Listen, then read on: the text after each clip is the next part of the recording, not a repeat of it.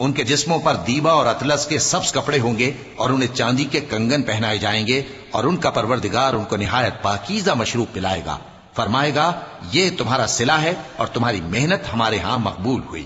اے نبی صلی اللہ علیہ وآلہ وسلم، ہم نے تم پر قرآن بتدریج نازل کیا ہے، تو اپنے پروردگار کے فیصلے کے لیے انتظار کیے رہو، اور ان لوگوں میں سے کسی بدعمل اور ناشکرے کا کہا نہ ماننا، اور صبح و شام اپنے پروردگار کا نام لیتے رہو، اور رات کو بڑی دیر تک اس کے آگے سجدے کرو اور اس کی پاکی بیان کرتے رہو۔